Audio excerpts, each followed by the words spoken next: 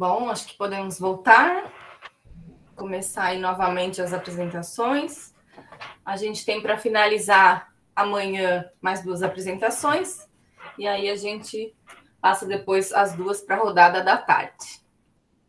Então, a apresentação agora é do Hugo Henrique Pita de Souza, que também é aluno da professora Ana, e o título do trabalho é Quantos gêneros há em Scuticária?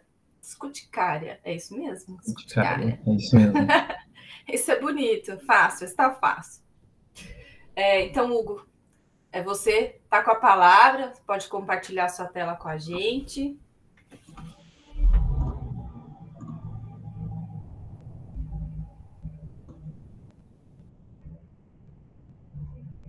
Oi, né? Estão me ouvindo bem? Tudo certinho? Estamos ouvindo. E vendo também. Obrigada. Maravilha. Então, primeiramente, bom dia a todos, né? Eu me chamo Hugo, como a professora Sibeli introduziu, e hoje eu vou apresentar o meu projeto de mestrado intitulado Quantos gêneros há em Scuticária? Eu sou orientado pela professora doutora Ana Paula de Moraes. O Brasil é um dos grandes hotspots da lista de países mega biodiversos do mundo, né? Dentre as famílias vegetais com maior número de espécies e também uma alta taxa de endemismo está a Orquidácea, que é a família do objeto desse estudo. E Orquidácea é uma das maiores famílias de plantas do mundo, né? Até como a minha colega Rose ressaltou aí na apresentação dela, Orquidácea representa aproximadamente 10% de todas as espécies de Angiospermum, então é uma família bastante grande. No Brasil, a Orquidácea ela é representada por 251 gêneros, 2.684 espécies, sendo que dessas, 1.490 são endêmicas, e também são distribuídas nas mais diferentes formações vegetacionais do país. Embora a orquidácea seja relativamente fácil de ser reconhecida por aspectos morfológicos, né, a delimitação dos grupos dentro da família ela é bastante complexa, sendo que essa complexidade é uma provável consequência, pode ser uma provável consequência da convergência evolutiva dos caracteres florais, que é um dos principais caracteres aí analisados historicamente para a delimitação de orquídeas. Por esse motivo, a delimitação em orquidácea ela tem sido bastante revisada, e só para termos de comparação, somente no Brasil existem 636 gêneros e 7.024 espécies sinonimizadas, evidenciando assim a classificação bastante complexa e muitas vezes conflituosa dessa família. O gênero Scuticária atualmente ele compreende 11 espécies, e ele ilustra bem as dificuldades taxonômicas que são encontradas nessa família. O gênero possui uma morfologia bastante típica, bastante característica do gênero, que permite reconhecer facilmente uma Scuticária, e, e como exemplo, né, as espécies possuem crescimento monopodial, folhas articuladas e cilíndricas com sulco longitudinal, como a gente pode ver na figura A, ali representada na representação gráfica, geralmente pendentes, né, podendo ser eretas em algumas espécies rupícolas, como Scuticária irviniana e Scuticária estratifolha. As folhas partem de pseudobulbos reduzidos e unifoliolados, como vemos aqui na imagem A, e as folhas são cilíndricas ou fusiformes, que é uma característica bastante típica do gênero. As flores também são duradouras e bastante ornamentais, bastante vistosas, e elas emergem de 1 a 3 em brácteas presentes na base do pseudobulbo. As flores são trímeras e ressupinadas, e com uma das pétalas modificadas em labelo. Apesar da morfologia bastante característica desse gênero, eu só tomar um olho de água. Apesar da morfologia bastante característica desse gênero, a classificação dentro de Scuticária, ela é bastante complexa também. A começar por algumas espécies do gênero que são consideradas potenciais sinônimos na literatura, sendo muitas vezes diferenciadas ou baseadas as descrições somente pelo local de coleta e por um número extremamente reduzido também. Como exemplo disso, temos a espécie que foi descrita como Scuticária boiararemensis, por Marçal e Tiron, com apenas uma única coleta utilizada, mas que posteriormente foi sinonimizada com Scuticária baiensis. Da mesma forma, é sugerido que Scuticária strictifolia talvez seja uma variação morfológica de Scuticária radiveni em altitudes elevadas. O mesmo é proposto para a Scuticária salesiana e Scuticária peruviana, essas duas últimas da região amazônica, as duas primeiras do sudeste brasileiro. Outro caso também de conflito é o caso da espécie mais recente descrita, que é a Scuticária guianiana. Ela foi descrita pelos próprios autores, né, como bastante semelhante com Scuticária stellei, que é outra espécie que ocorre na região, ambas ali na região da Colômbia, região amazônica também. A hipótese de se tratar de uma nova espécie, ela é sustentada pelos autores pela presença de um calo piloso trilobado em Scuticária guianiana, em contraste a um calo glabro a pentalobado em Scuticária stellei. É importante ressaltar que todas as conclusões dos autores se baseiam na análise de um número bastante limitado de material arborizado e também de coletas. Dessa forma, como mencionado, a frequente convergência evolutiva de orquidácea, ela desfavorece o uso exclusivo da análise morfológica para a delimitação, né? Em contraponto, análises filogenéticas podem ser de grande valia e auxílio na delimitação de alguns grupos.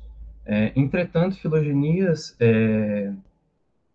envolvendo espécies da subtribo Maxillarine, que é onde Scuticária está classificada, não apresenta uma boa amostragem do gênero, né, sendo amostrados no máximo aí na literatura disponível 2 espécies. Como é o caso de Keller e colaboradores em 2002, que estudaram a delimitação do gênero Bifrenaria e incluíram 2 espécies de Scuticária em sua filogenia, né, Scuticária radiveni e salesiana. Os autores, então, observaram uma politomia entre Scuticária bifrenaria e Laeorchis e Rudolfiella, que são outros gêneros próximos, evidenciando, assim, o posicionamento um pouco incoerente de Scuticária. Resultado similar foi observado por Itten e colaboradores em 2007, e Zlatchenko e colaboradores em 2012. Ambos os trabalhos, eles eram focados, esses últimos 2 trabalhos, eram focados na organização da subtribo como um todo, e não em gêneros ou mesmo em Scuticária, sendo que no primeiro trabalho, Scuticária salesiana, e ambos amostraram somente Scuticária salesiana, também amostraram somente uma espécie. No primeiro trabalho de Witten e colaboradores, Scuticária salesiana formou um clado com Rudolfiella floribunda, e no segundo, Scuticária salesiana emergiu em uma politomia com Rudolfiella e Laeorchis e Bifrenaria. Podemos perceber, então, que Scuticária frequentemente, né, aparece com um posicionamento bastante inconsistente em filogenias subamostradas, né? Porém, tais resultados podem ser reflexo da baixa amostragem do gênero e não permitem nenhuma conclusão sobre a delimitação de Scuticária, ou mesmo se Scuticária é um agrupamento válido. Além dos dados filogenéticos, as análises citogenéticas, como o dado do cariótipo e tamanho de genoma, minha colega também mencionou bastante, esses dados eles também podem auxiliar na delimitação e na construção de hipóteses evolutivas por grupo. O número cromossômico, ele parece ser um caráter bastante conservado na subtribo maxilarine, sendo 2N igual a 40, frequentemente observado na subtribo, com poucas variações diploides e poliploides. Para a Escuticaria foi descrito apenas o número cromossômico para a Escuticaria radiveni, sendo também 2N igual a 40. O mesmo foi observado para espécies de Sudamelicaste, Licaste, Chilobium e Rudolfiella, que são outros gêneros próximos. Além disso, Moraes e colaboradores, em 2017, observaram com análises citogenéticas que Escuticaria radiveni apresenta o tamanho de genoma aproximadamente 40% maior que a média da subtribo. Entretanto, não se sabe se esse tamanho de genoma é uma característica inerente ao gênero, né, uma sinapomorfia do gênero, ou se é exclusiva da espécie analisada, porque só foi analisada uma espécie. E o tamanho de genoma ele pode vir a ser uma barreira reprodutiva pós-zigótica, né, sendo considerada uma das principais causas de diversificação das espécies, né, representando um critério bastante importante na delimitação taxonômica. Além disso, espécies com tamanho de genoma elevado são consideradas mais propensas à extinção. Bom, Escuticaria, apesar do forte potencial ornamental e uma situação de risco de extinção declarada, né, sendo que 7 das 11 espécies são consideradas com algum risco de extinção, Escuticaria não tem chamado a atenção dos pesquisadores, né, sendo frequentemente subamostrado em estudos publicados e, por vezes, emergindo em politomias ou com um posicionamento bastante inconsistente. Tal fato não permite concluir hoje se o posicionamento inconsistente de Escuticaria é reflexo da baixa amostragem ou mesmo se o gênero é válido. Além disso, as análises citogenéticas publicadas, elas indicam a presença de cromossomos muito maiores que a média da subtribo, mas não se sabe se essa característica é uma sinapomorfia do gênero ou se é exclusiva da espécie analisada. Estes fatos, então, portanto, justificam a revisão do gênero Escuticaria a partir da reconstrução da hipótese filogenética em conjunto da análise citogenética, que vai permitir o reconhecimento de sinapomorfias, visando identificar se Escuticaria é realmente um agrupamento natural monofilético ou se, como o título sugere, reúne espécies de mais de um gênero. O presente projeto propõe-se, então, a revisar o gênero Escuticaria, empregando análises filogenéticas e citogenéticas, visando responder as perguntas. Escuticaria é um gênero monofilético? Segundo o conceito de espécies de Escuticaria, segundo o conceito filogenético de espécies, quantas espécies existem no gênero Escuticaria? E como evoluíram os caracteres citogenéticos em Escuticaria? É possível identificar sinapomorfias citogenéticas ou morfológicas?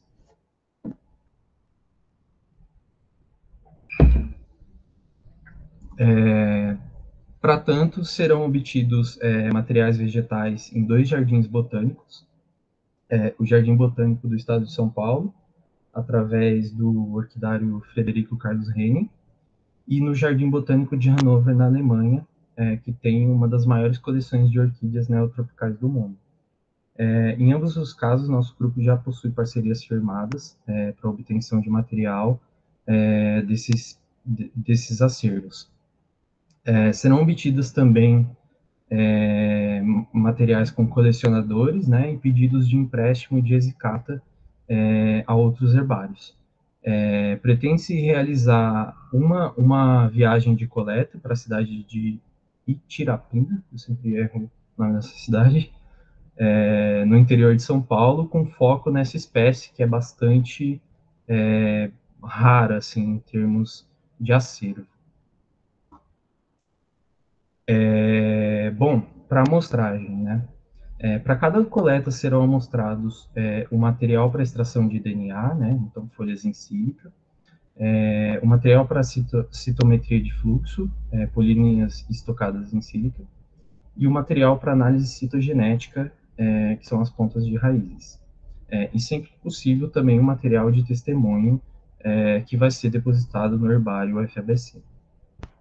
Para a reconstrução da filogenia, serão amostradas espécies de gêneros próximos, aos quais muitas sequências já estão publicadas ou foram produzidas pelo nosso grupo de estudos, em estudos relacionados, e os gêneros que serão utilizados são Anguloa, Bifrenaria, Xilóbium, Ilaeorchis, Licaste, Sudamerlicaste, Rudolfiella e Rudolfiella, e adicionalmente também vão ser amostradas espécies do gênero Maxillaria e Eriopsis biloba e Peristeria elata como grupo externo.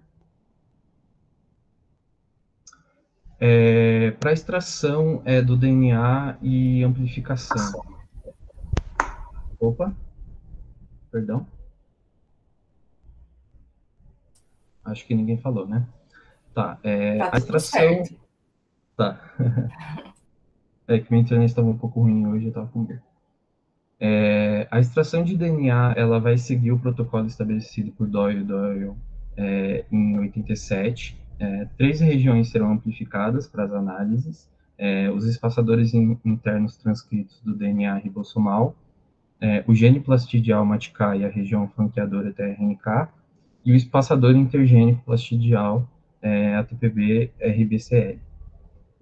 A purificação e o sequenciamento dos produtos, eles serão realizados pela Macrogen, na Coreia, e para construir a matriz de dados, né, que vai ser utilizada para as análises, vão ser compiladas sequências publicadas no GenBank e analisadas em conjunto das sequências obtidas no presente trabalho. As sequências serão utilizadas utilizando o servidor MAFT, todos os elementos serão checados, comparados e editados no software Mega, e também vão ser concatenados utilizando o ambiente do RStudio. Para as análises, né? Então, para a análise de máxima verossimilhança, a seleção de modelos vai ser feita pelo Model Finder, sob o critério de informação bayesiano. A análise vai ser realizada no Arquitecture 2, e o suporte será estimado em Bootstrap com 1000 replicações. Para análise de inferência bayesiana, a seleção de modelos também será pelo Model Finder, sob o critério de informação bayesiano. A análise vai ser executada no MrBase, com 4 cadeias, utilizando 20 milhões de gerações, e uma frequência de amostragem igual a 2000. O suporte aqui vai ser estimado em probabilidade posterior, com 100 réplicas, e para edição e visualização gráfica das árvores, vai ser utilizado o FigTree. Para preparação cromossômica, né, as pontas de raízes serão pré-tratadas com 8-hidroxiquinolina durante 24 horas, a 10 graus Celsius, posteriormente fixadas em etanol e ácido acético na proporção de 3:1, por 24 horas na temperatura ambiente, seguindo o protocolo estipulado por Guerra e Souza em 2002. Para o bandeamento cromossômico, as preparações envelhecidas de 3 dias serão coradas com cromomicina a 0,5 miligrama por ml durante 1 hora. Esse é o fluorocromo específico para a região GC. E posteriormente coradas com DAP a 1 miligrama por ml, que é específico para a região AT. Seguindo também um proposto por Schweizer em 76. As lâminas serão examinadas utilizando um microscópio de epifluorescência Olympus e fotografadas por uma câmera Olympus XC10. Para a estimativa do tamanho de genoma por citometria de fluxo, o material vegetal jovem da amostra ele vai ser macerado junto da mesma massa foliar do padrão de referência, que tenha uma estimativa do tamanho de genoma conhecido. Os dois materiais serão, então, macerados em solução tampão para extração de núcleos, e após a incubação será corada com iodeto de propídio e analisada, portanto, no citômetro de fluxo. Para a reconstrução do estado ancestral cromossômico, os dados obtidos aqui e também obtidos na revisão da literatura, eles vão ser analisados em um contexto filogenético por meio do software ChromoEvolve 2.0, e para a reconstrução do estado ancestral do tamanho de genoma, os dados serão analisados com o software Mesquite. Bom, a infraestrutura necessária, né, para a realização disso tudo. O trabalho vai ser desenvolvido também no Laboratório de Evolução e Diversidade 3, da Universidade Federal do ABC, que, dentre das muitas facilidades, possibilita o fácil acesso ao herbário da UFABC, né, que vão ser por onde serão solicitados os empréstimos de exicata. Além disso, o laboratório conta com os equipamentos e reagentes necessários. Além disso, para citometria de fluxo, será utilizado o citômetro multiusuário da FAPESP, localizado no Departamento de Microbiologia e Imunologia da Unesp Botucatu, ao qual temos parceria para uso. E, além disso, o Instituto de Botânica e o Jardim Botânico de Hanover, que também são parceiros, e vão ali ajudar na obtenção de material proveniente das grandes coleções de orquídeas que que essas duas instituições possuem. E é isso. Muito obrigado. Muito obrigada, Hugo, pela apresentação. Parabéns. Então, agora eu vou abrir para as questões. Tem gente. Tiago. Eu de novo. Oi, Hugo, tudo bem? Opa. Parabéns pela apresentação. Hugo, eu tenho duas colocações ou perguntas, na verdade. A primeira é sobre o seu título, que o seu título é Quantos Gêneros há em Scuticária? Mas os seus objetivos, eles estão mais relacionados, na verdade, talvez a quantas espécies existem em Scuticária, e se Scuticária seria um gênero monofilético, certo? Certo. É que na verdade, o posicionamento de Scuticária, talvez eu tenha pecado em não deixar isso tão visível assim. O posicionamento do gênero ele é bastante incoerente relacionado com outros gêneros próximos, né? Então, por exemplo, até uma coisa que eu não coloquei aqui, e vou mencionar aqui, porque também tem a ver com o CID, né? Então, a gente vai falar sobre isso ao longo da semana, são exatamente os resultados preliminares que, felizmente, eu acabei tendo fazendo o trabalho final lá da disciplina de sistemática, com o qual a Scuticária acaba se agrupando de acordo com o bioma de ocorrência, né? Então, Scuticária tem uma distribuição bastante disjunta, né? Scuticária, você tem espécies que ocorrem somente no Sudeste e espécies somente amazônicas, né? Então, acredito que por essa, não sei, essa hipótese de repente se agrupar com outros gêneros próximos, né? Acho que talvez tenha vindo daí essa ideia de quantos gêneros existem em Scuticária, né? Não, assim, eu entendi, acho que na verdade você explicou isso bem, né, mas eu acho que quando você pergunta quantos gêneros há em Scuticária, dá a entender que, na verdade, você quebraria Scuticária em vários gêneros, não que você passaria algumas espécies para outros gêneros, por exemplo, já descritos, né. Então, assim, o seu título, eu achei ele um pouco... ele leva a uma ideia que talvez não seja o que você quer nos seus objetivos. Eu talvez pensaria em reformular um pouco, talvez colocar o seu objetivo número 1 lá, que, né, Scuticária é um gênero monofilético. Eu acho que ele faz mais jus aos seus objetivos do que o título como ele está agora. Ele fica um pouco enganador, eu achei. Pelo menos quando eu li logo de cara, o que eu tenho em mente é um gênero grande e ele quer quebrar em vários gêneros. Essa é o que vem à mente logo de cara, né? E aí, claro, fica a pergunta clássica, né? O que é um gênero?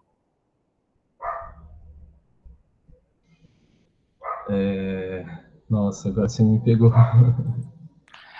Então, quando você coloca quantos gêneros há em Scuticária, né? A primeira coisa que vem também é qual a definição de gênero que o Hugo vai usar aí para resolver esse problema, né?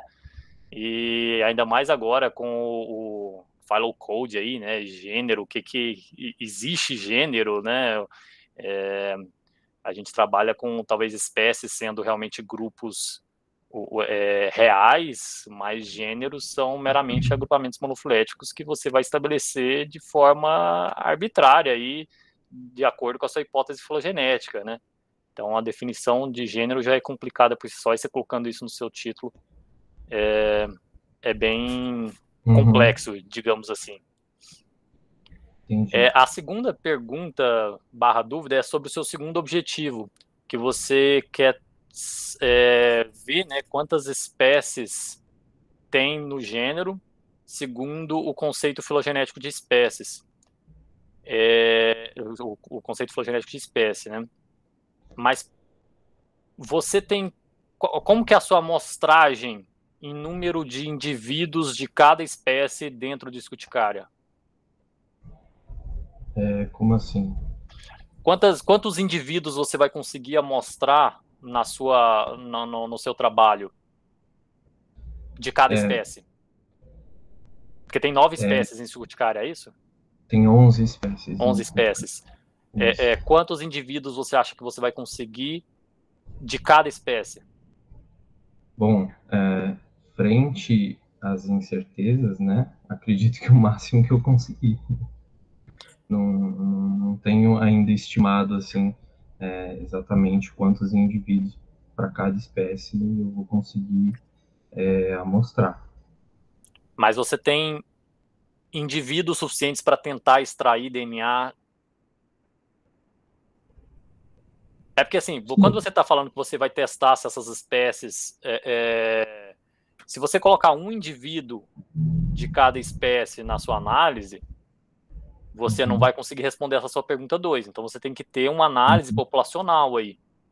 E espera-se, então, que você tenha pelo menos um N suficiente de cada espécie. Mas aí, quando você fala que você vai para campo fazer um único trabalho de campo em Tirapina, talvez para essa espécie você consiga uma população. Mas e as outras espécies? Você tem material suficiente para pelo menos tentar, né? Não estou falando que você vai conseguir, eu sei que extração de DNA e conseguir as sequências é outros 500, né? Mas pelo menos você tem material para conseguir extrair um N suficiente para responder essa pergunta 2, sem ir para campo, que não está programado no seu...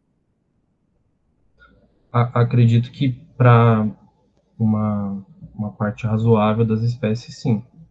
Algumas espécies são bastante assim, subamostradas mesmo, tem pouca coleta, enfim, a própria delimitação de algumas espécies é baseada em pouca coleta, então não tem tanto material assim, mas outras espécies são bastante cultivadas em jardins botânicos, em coleção, né? Então é uma espécie bastante colecionada também, então acredito que para um número razoável de espécies, sim. Ah, legal. Não, é que sugiro você deixar isso claro nessa essa questão de que não é tão difícil conseguir a amostra das espécies para você mostrar que você consegue responder esse objetivo 2. Certo. Beleza, boa sorte aí no projeto. Valeu. Obrigada, Ti. Alguém mais tem questões?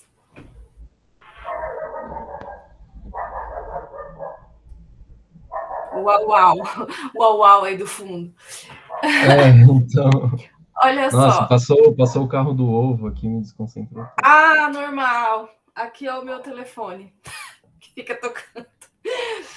Olha só, deixa eu te falar uma coisa. A minha dúvida, na verdade, era a mesma do Thiago.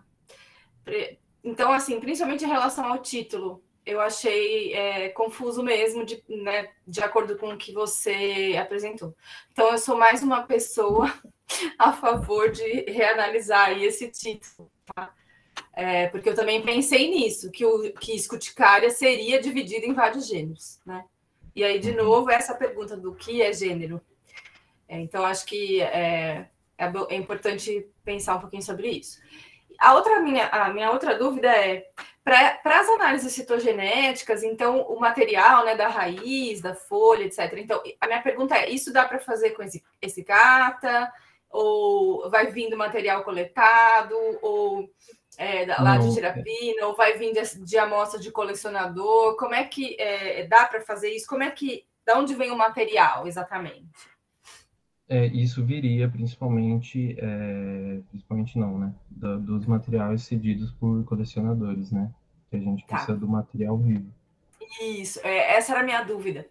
Porque como você falou que iria né, contar aí com os herbários, etc., então eu acho também que é importante, talvez, óbvio, esteja escrito no seu projeto, né? Só não estava na sua apresentação. Mas talvez, se não tiver escrito e tal, é importante pautar isso, né? Da onde vem esse material. Ok? Certo. Muito obrigada. Obrigado. Rose.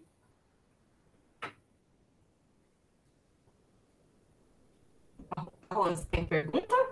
Ou foi sem querer? Oi, foi sem querer, gente, desculpa. Ah, tudo bem. Então, mais alguém tem pergunta?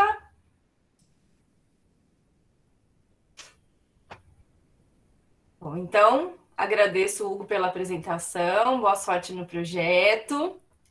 Muito obrigado. Obrigado a todos. Parabéns aí. Vamos passar para o próximo e último da parte da manhã, que é o Douglas. Então, agora a apresentação será do Douglas Donizete de Souza. O Douglas é aluno do professor Anselmo Nogueira. E ele vai falar para a gente sobre o impacto de um mutualismo abaixo do solo, planta risóbio, na magnitude do efeito em um mutualismo acima do solo, planta formiga, uma meta-análise. Hugo, a palavra está com você. Oi, gente, bom dia. Desculpa, não é o Hugo, não. É o Douglas. Acabei de falar do Douglas e estou falando do Hugo. Desculpa, gente. Pessoal, bom dia. Eu vou apresentar a minha tela. E aí vocês, por favor, me avisem se está aparecendo para vocês. Apareceu? Apareceu. Tá. Então, né, como a professora Cibele já adiantou, meu nome é Douglas, meu orientador é o professor Anselmo, e o título do meu projeto é esse, né, o impacto de um mutualismo abaixo do solo, planta risóbio, na magnitude do efeito e um mutualismo acima do solo, planta formiga, uma meta-análise. Bom, o tema da minha pesquisa, então, são as interações ecológicas, mais especificamente falando, os mutualismos. Lembrando que os mutualismos, né, eles são aquelas interações em que as espécies elas se exploram reciprocamente, uma gerando um efeito positivo sobre a outra. Bom, o mutualismo está amplamente difundido na natureza, né? Ele está no ambiente terrestre, ele está no ambiente aquático, ele está no ambiente tropical, no ambiente temperado, nas florestas, nas savanas, até mesmo na tundra, né? E de todos os mutualismos, eu vou estudar 2 mutualismos associados às plantas. O primeiro mutualismo é o mutualismo planta-formiga. Esse mutualismo é um mutualismo de proteção. Então, nesse mutualismo, as plantas, né, possuem ali nectários extraflorais. Então, como o nome diz, né, são estruturas que produzem néctar e que estão fora da flor. E as formigas visitam esses nectários extraflorais, se alimentando desses néctar, e, em contrapartida, elas acabam limpando a planta de possíveis herbívoros que estejam ali. Então, o saldo dessa interação ele é positivo para ambos. Ele é positivo para a formiga, porque ela consegue aumentar o número de indivíduos na colônia, porque tem um aumento da disponibilidade de alimento para elas, e a formiga, o saldo é positivo, porque sem os herbívoros ela consegue aumentar o seu tamanho, aumentar o número de folhas, aumentar a produção de flor, de fruto, e enfim. O segundo mutualismo que eu vou estudar associado às plantas é o mutualismo que ocorre abaixo do solo da planta com o rizóbio, na verdade com as bactérias fixadoras de nitrogênio. Então, como a gente pode ver nessa imagem, lá na raiz nós temos nódulos radiculares, né, que são órgãos onde as bactérias conseguem aumentar a sua colônia, se reproduzir ali, e fixar o nitrogênio, porque esses nódulos podem ter um ambiente anóxico ideal para o processo de fixação acontecer. E a planta, né, fornece, então, carboidratos oriundos da fotossíntese para a bactéria, e a bactéria acaba fornecendo o nitrogênio biológico para a planta com esse processo de fixação. Esse processo, inclusive, ele é um dos mais importantes que retiram, né, o nitrogênio atmosférico e convertem esse nitrogênio em usamônio e enfim, podem ser utilizados pelas plantas para a produção aí dos seus aminoácidos, dos seus ácidos nucleicos, né? E cerca de 100 a 290 milhões de toneladas anualmente de nitrogênio são convertidas por esse processo, né, dessas bactérias associadas às plantas, principalmente as leguminosas.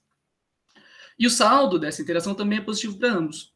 A bactéria ela tem ali, né, o seu abrigo e o seu ambiente adequado para o processo de fixação, e também carboidrato, e a planta tem o nitrogênio, tem esse nutriente.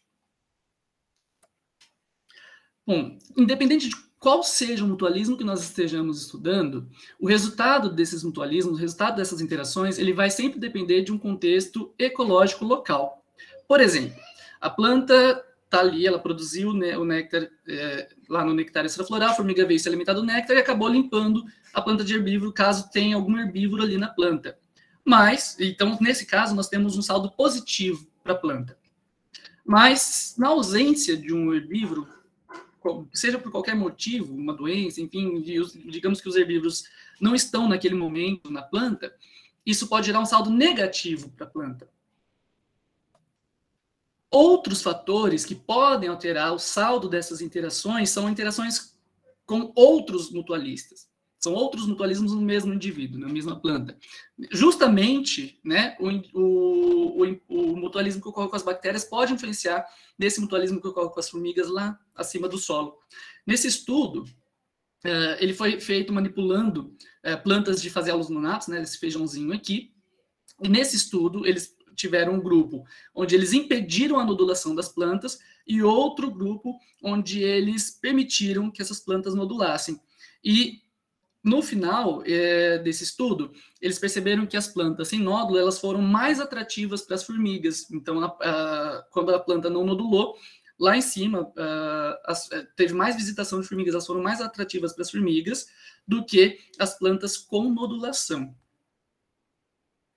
Já, por outro lado, em contrapartida, um outro estudo agora com essa outra leguminosa, né, a Chamaecrista fasciculata, a gente teve o resultado oposto. A gente observa o resultado oposto. Então, eles também manipularam um grupo de plantas de Chamaecrista fasciculata que permitiram aí a nodulação normal da planta. Então, eram plantas que tiveram ali, não foram manipuladas em relação à nodulação, e um outro grupo onde eles inocularam a bactéria para aumentar a nodulação. E eles perceberam que nas plantas em que foram inoculadas as bactérias, o número da abundância, né, das formigas nas plantas aumentou.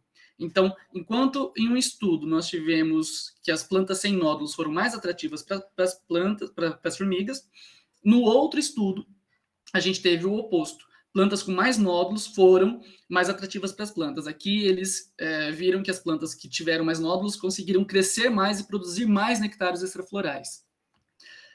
Bom, aí nesse contexto se insere, então, o meu primeiro objetivo, a minha primeira hipótese, né?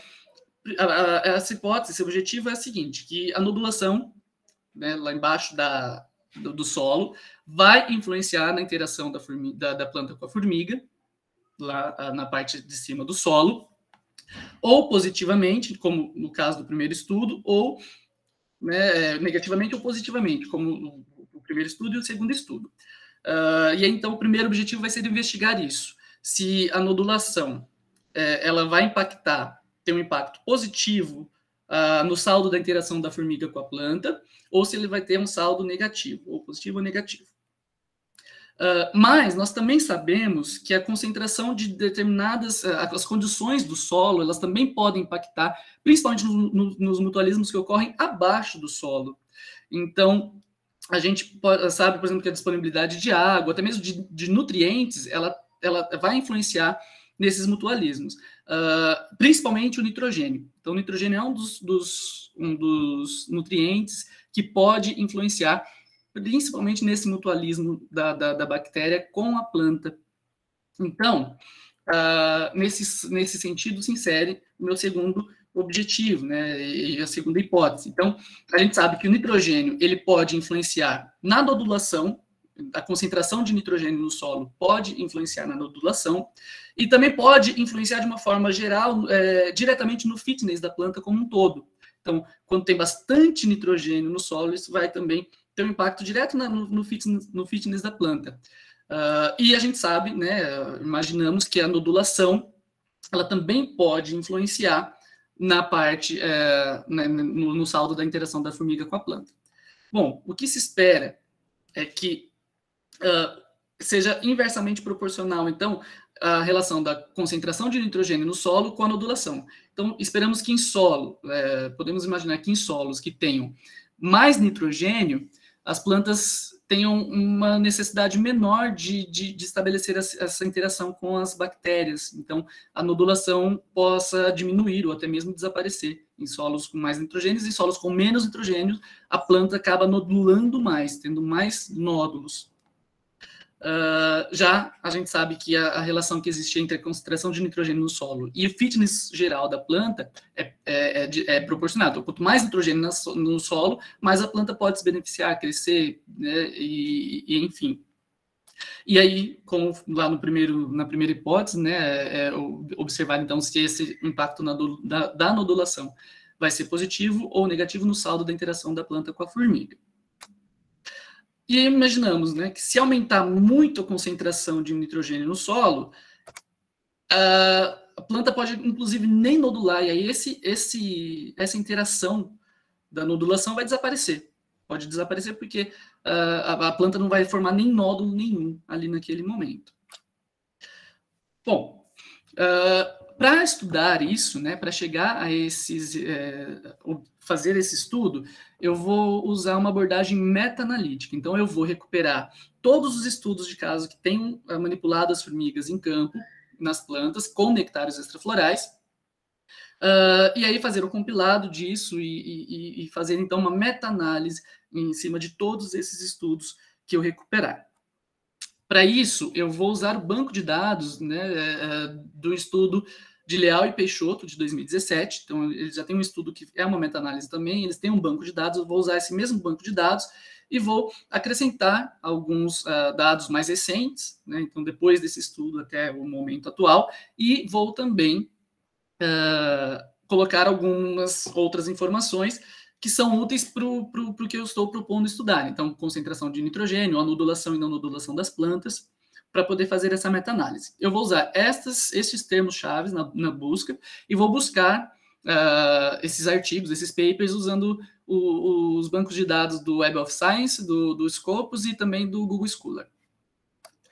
E eu vou, para incluir um paper, um artigo, né, nessa meta-análise, eu vou usar 5 critérios de inclusão. Então, o paper ele tem que ter analisado mutualismos envolvendo formigas e plantas com nectários extraflorais, precisam ter tido ali o tratamento com e sem formigas, precisa ter também no estudo especificado exatamente as coordenadas geográficas ou o local exato de onde foi realizado o estudo tem que ter sido realizado em campo, não pode ter sido realizado nem em laboratório, nem em casa de vegetação, e também tem que ter tido realizado com plantas, com espécies nativas daquele local.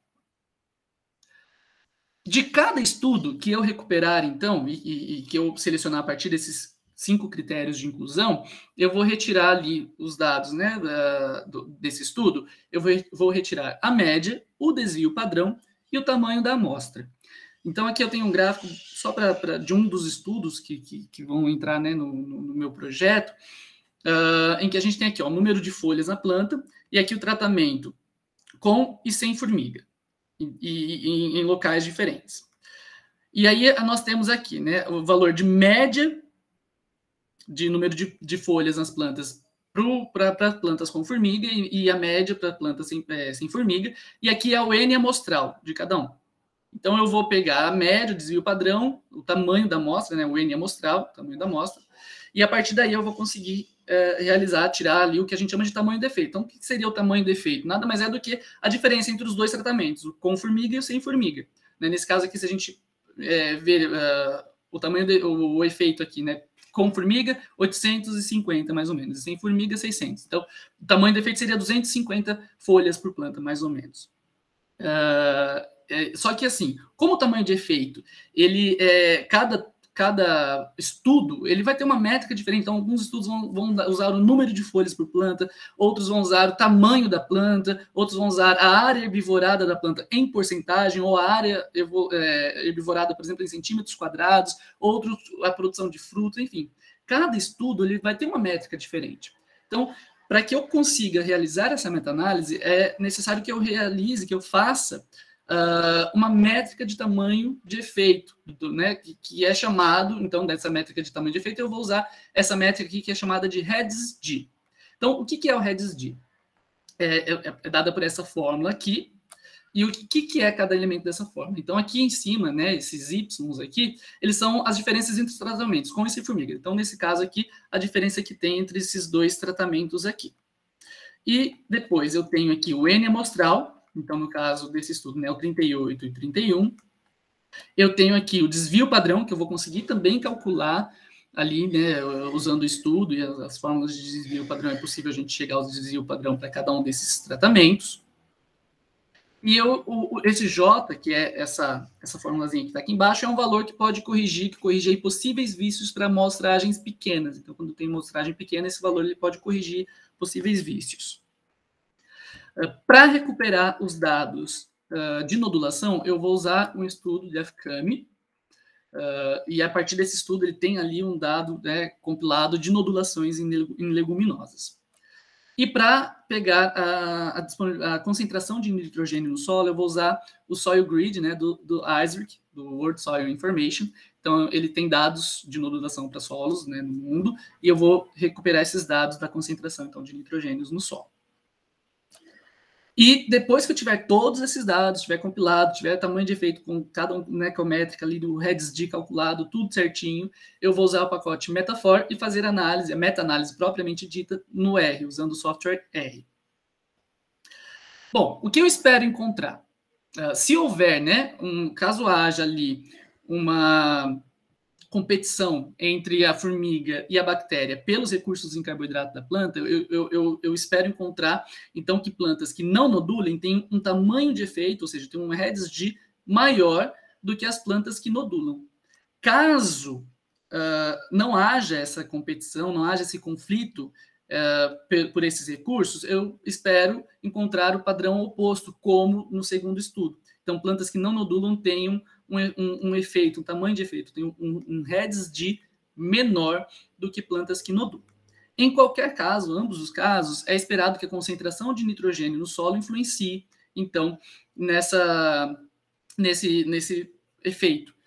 Sendo que em plantas nodulantes, né, baixas concentrações no solo fazem com que as plantas sejam nodulantes, então nós tenhamos um efeito mais acentuado né, da nodulação no tamanho do efeito lá no REDS-D.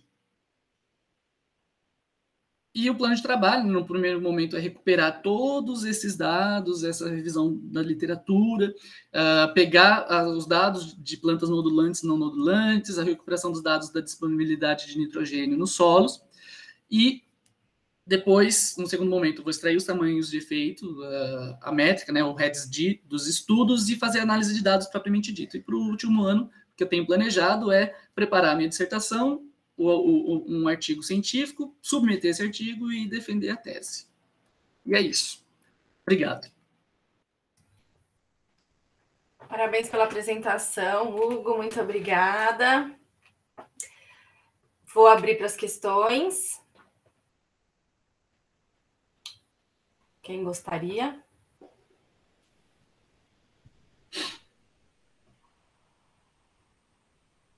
Ai, gente, não é o Hugo, é o Douglas. Desculpa, gente. Parabéns, Douglas, pela apresentação. Temos aqui no chat, parabéns, Douglas. Um lembrete de que você é o Douglas e não o Hugo. E os parabéns. Deixa eu te perguntar uma coisa que eu fiquei... só queria só confirmar. Para a questão dos dados de nodulação, nodula ou não nodula, é isso? Isso. Tá. Nodula ou não nodula. Tá bom. Tá. Não, é que eu fiquei pensando...